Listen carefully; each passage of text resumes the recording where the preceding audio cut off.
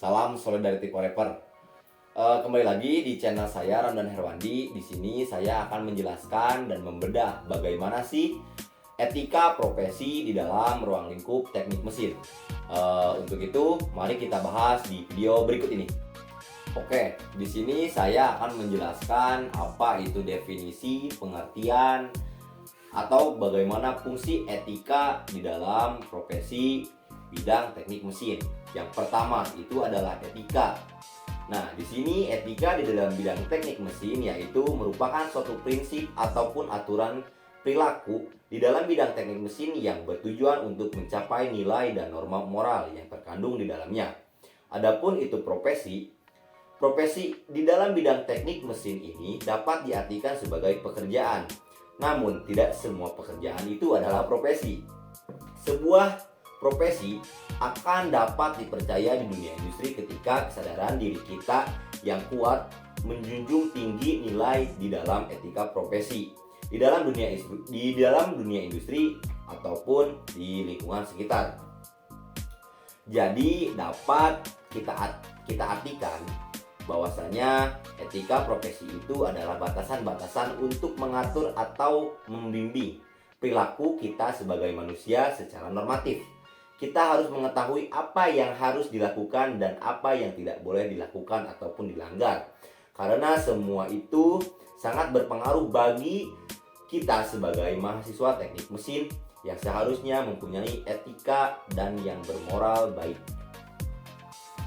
Di sini ada Accreditation Board for Engineering and Technology atau kita singkat itu ABET. Di sini secara spesifik memberikan persyaratan akreditasi yang menyatakan bahwa setiap mahasiswa teknik mesin ataupun engineering harus mengerti betul karakteristik etika profesi keinsinyuran dan penerapannya.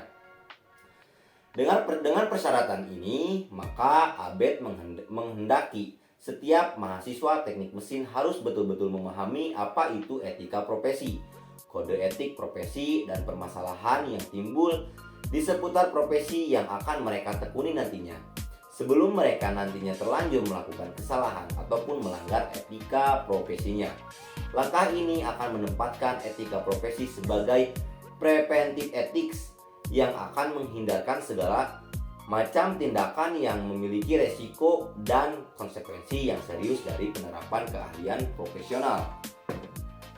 Yang pertama itu kita membedah secara khusus apa itu keahlian profesi teknik mesin. Yang pertama di sini adalah perancangan mesin. Kelompok keahlian perancangan mesin ini memiliki bidang kajian dan pengembangan dalam perancangan teknik ataupun ilmu rekayasa, dinamika dan kontrol sistem perawatan prediktif berbasis analisis sinyal ataupun getaran. Nah, yang kedua adalah konversi energi. Kelompok keahlian konversi energi ini memiliki kajian dan pengembangan ilmu di bidang teknologi ataupun konversi energi.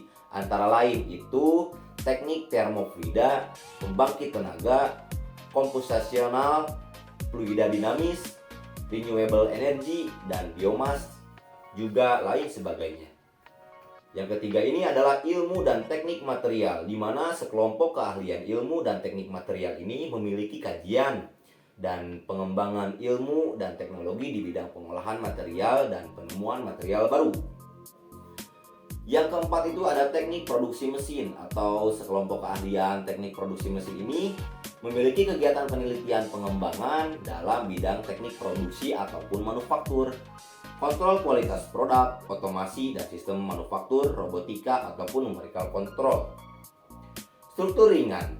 Yang kelima adalah struktur ringan tentunya. Kelompok keahlian struktur ringan ini mewadahi penelitian dan pengembangan di bidang struktur dan material yang diperlukan oleh produk-produk mutakhir, seperti halnya pesawat terbang, untuk mendapatkan struktur dengan rasio kekuatan terhadap berat yang sangat tinggi. Di sini ada fisika terbang, poin ke-6. Kelompok keahlian fisika terbang ini mewadahi sebuah penelitian dan pengembangan di bidang aerodinamika dan mekanika terbang.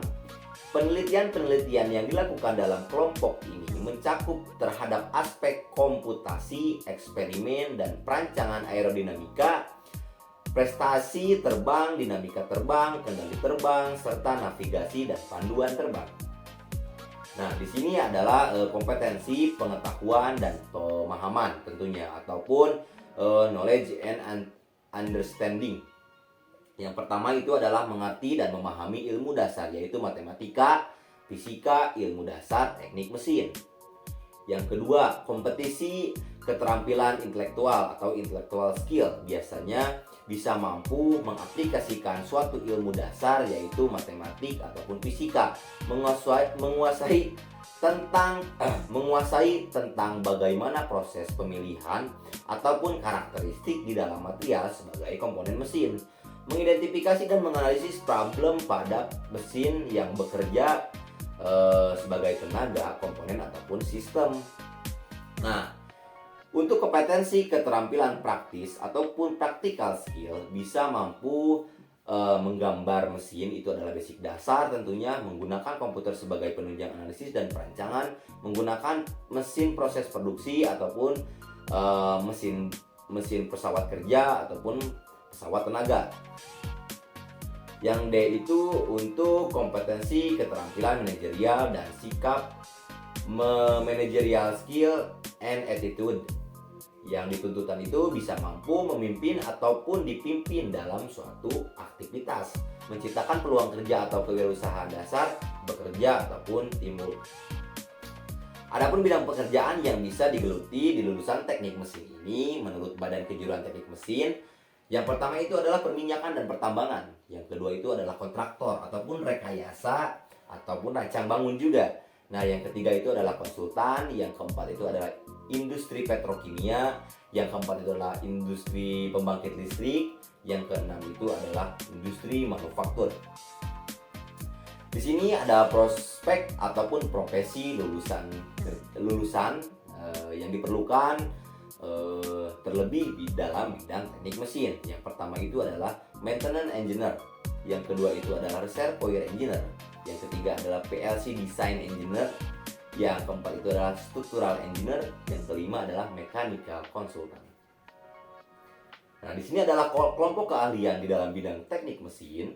Sejalan dengan perkembangan sektor industri nasional, khususnya di daerah Indonesia, kebutuhan akan lulusan teknik mesin ini yang sangat mengenai alat-alat industri yang ada juga meningkat gitu kan. Seorang lulusan teknik mesin ini dapat menempati posisi pekerjaan di berbagai bidang, seperti halnya pertama bidang perawatan mesin di dalam produksi, ada bidang industri alat berat, bidang penguji spesimen produksi ataupun proses yang tepat untuk menghasilkan bahan dengan kekuatan yang kebutuhan sesuai ataupun tepat guna nantinya.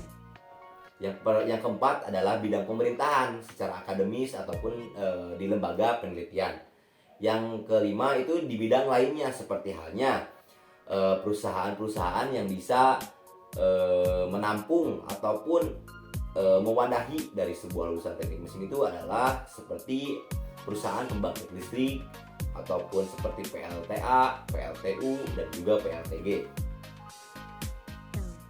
Mungkin cukup sekian yang saya dapat jelaskan dan saya sampaikan di dalam yang saya bahas tentang etika profesi dalam ruang lingkup teknik mesin.